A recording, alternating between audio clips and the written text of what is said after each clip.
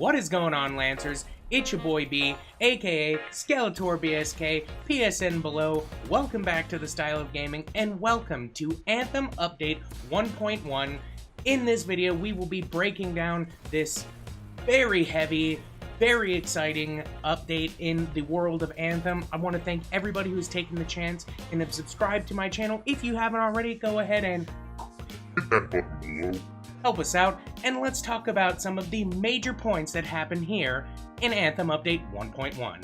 1.1 is one of those updates, you guys, that really has the community completely polarized. For some people, kind of like myself, I'm really excited about what the future will mean for Anthem because the big things that were addressed were incredible. But if you watched the live stream, if you have played Anthem since the update has gone live, you'll notice that one of the biggest things that did happen for 1.1 was just another myriad of bug fixes and balances. And while that is fantastic, BioWare promises that more content is on the future. They are very concerned about what they are describing as the play flow of the game, the player experience, and while I appreciate all the quality of life changes that have come to Anthem, I think what most people were really looking forward to today was a bulk of content, and so let's go ahead and just dive right into what they did give us today. So, lo and behold, Lancers, it's finally here.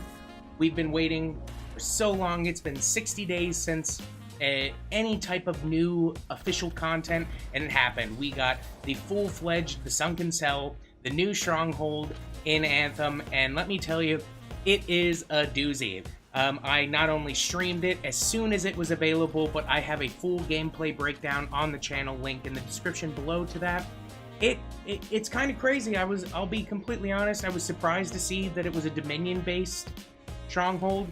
I guess I was expecting, because of the fact that the Outlaws have such little love in the game, that we were maybe going to see an Outlaw Stronghold, but hopefully we'll see some more of that soon. The level design in this level is just absolutely immaculate. It's probably one of the greatest features of the Stronghold. I really just appreciate all the different things that you're doing. I mean, it's crazy. You're just like traveling through this gigantic Shaper relic, essentially, and the birth of a cataclysm is about to go off. And so it was really exciting to just see the actual progression, you know, some of these new mechanics as well as some of these things brought back. I really love the light lasers, and then, oh my god, that boss arena, you guys, is just so sick. That was awesome. And then having, you know, that boss alone, the Unfathomed, it's a gigantic boss fury. It's kind of a Dominion experiment. It was really crazy, but that was awesome. Some things I didn't really like. Not a huge fan of unlimited portal openings of Frost Brutes, but I mean, you know, it's, again, we're inside of a giant Shaper relic. You know, there's these portals coming through. I get the potentiality of some of these brutal enemies. It made some of the puzzles that are really easy incredibly difficult because you're constantly getting frozen from behind, but it was really nice to see the circle puzzles come back to the Sunken Cell, and so that was really cool.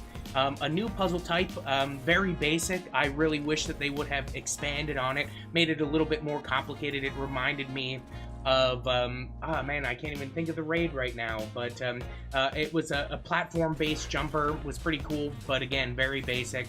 I'll be completely honest, the room that had all of the turrets, absolutely stupid. Like, that was just a bad design decision. You're getting locked on from everywhere. Yeah, you can make your way through it, and if you've got enough quick people, you can just blow through it, but it was really kind of a pain in the ass, and you end up getting yourself tagged way more than you definitely should, but that's neither here nor there. I'm genuinely satisfied with the Sunken. I feel it was long, it had a good boss fight, it wasn't like the Monitor in the Heart of Rage that really just pisses me off because he's just a giant bullet sponge. They did a really good job at overall making this a quality, successful Stronghold, and I'm really looking forward to breaking into this on GM3. I know it's going to be an absolute nightmare, but it should be exciting. The footage I'm showing you is GM2. That's pretty much all I play on this point, looking for those legendaries. Haven't got a single one. Another major point here, you guys, and probably one of the greatest updates with the entirety of patch 1.1 is the fact that now, oh my goodness, Lancers, you can access the Forge within any mission, within strongholds, within free play, from the same map on PlayStation that's using the middle button, the touchpad, the same menu that pulls up your map.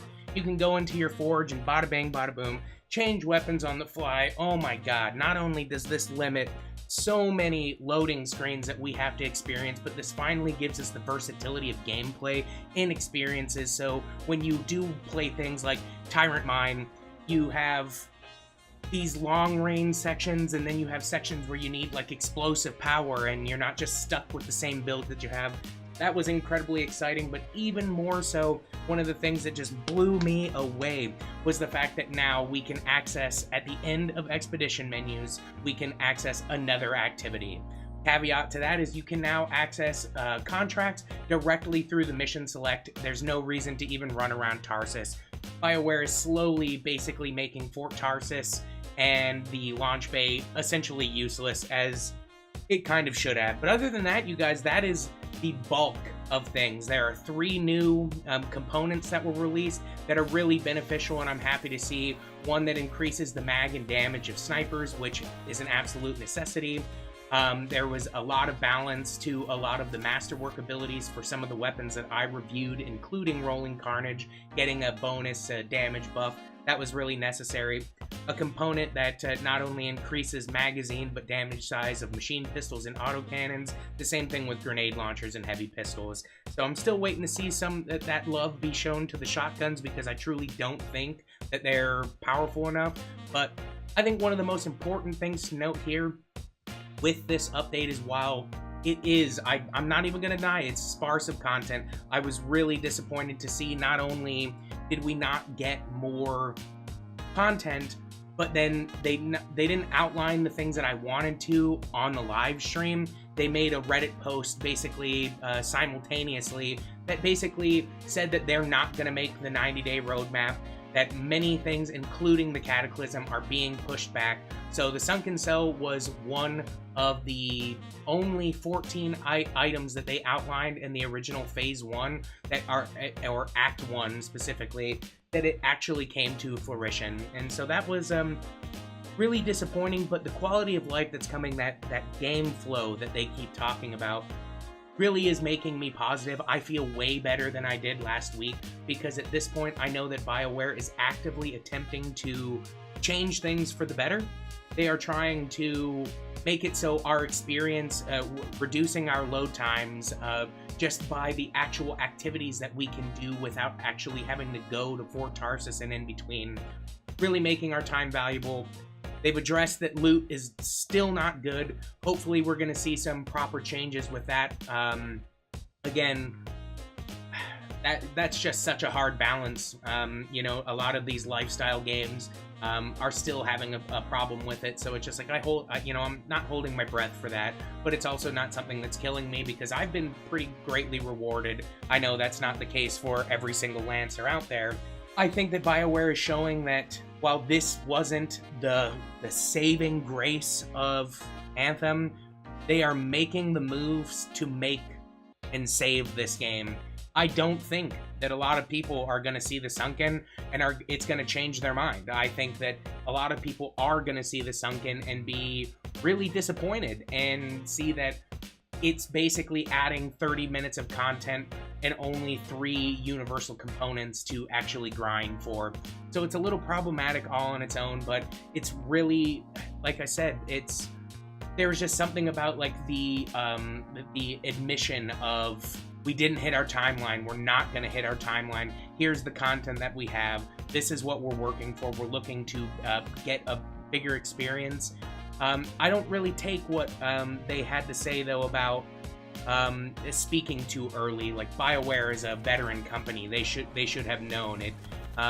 There was kind of like this push to like, this is almost early access, and I think that really sparked a lot of negative feelings on the live stream. But before I get off of here, I just want to highlight some of what I thought was some of the more amazing, like minuscule patch notes that I think really changed the game really well. So like I said, guys, there is a myriad of bugs bug fixes, UI fixes, quality of life things that were introduced in 1.1. I'm not going to get into all of this. I've included, I kind of scrolled through the video as I was talking about it so you can see what was going on, but some of the things that I really did want to highlight is the fact that so now when I don't know if you guys have experienced when you're out in free play, when you're playing with your friends and you come across different Sentinel history, Arcanist history, very hard collectibles to find, really frustrating, but one of the things that they did was now that if you are in a 100-meter radius of that, and you pick it up, it's going to collect it for every one of those people in your squad in a 100-meter radius, which before this, it was an absolute nightmare. Really pissed me off because a buddy would find something and it was just for him. That's just a big problem in a loot shooter, classification game. And so it was really nice to see that. Now, one of the other things is the fact that now, whenever the boss dies in a stronghold, you will automatically, all of you will revive. It doesn't matter who's down, it doesn't matter, because one of the biggest annoyances was the fact that you would not get your loot. You would basically not know what would happen, and some of the things you would miss, wouldn't be able to get those Elysian artifacts if, people were kind of crappy and didn't come pick you up. So that was really awesome to see. And then I think for me, one of the biggest things was they fixed a bug where if you used a gear in the middle of your gear recharging, you would lose progress on that previous gear if you have multiple charges. That was a real nuisance in high-level play, especially when, as I've said time and time again, the late game is very dependent on combos, elemental status effects, and actually proccing those. Check out the Sunken.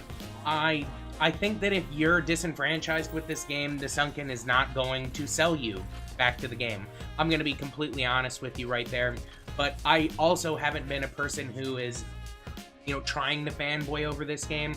And I'm also trying to give the devs the benefit of the doubt. But we're also talking, again, about a veteran studio. We're talking about EA and the ridiculous, egregious constraints and requirements put on this game. Everything that went into the development of it.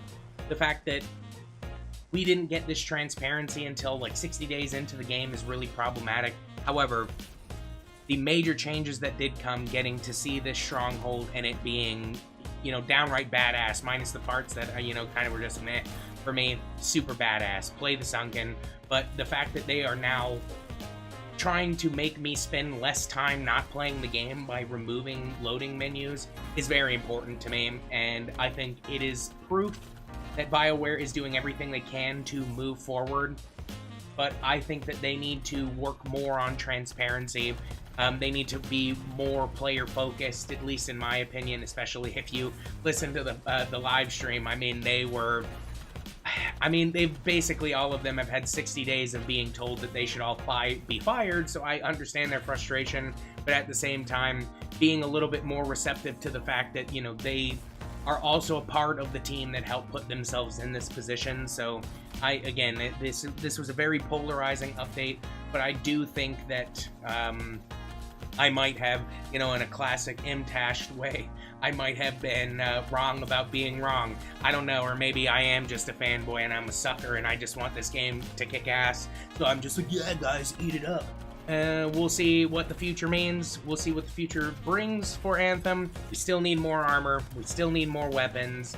We need to see overall more content in the game before I can truly make that opinion. But we're going to see what May looks like, as hopefully we're going to get a realistic timeline of what the game is going to be now that we have that flow, that gameplay flow that they're describing. Thank you guys so much for tuning in. Thank you so much for supporting the channel. Please subscribe if you haven't already, Lancers. I look forward to seeing you out there in the world of Bastion again. Skeletor BSK, add me up, let's play. I love to stream with my subscribers.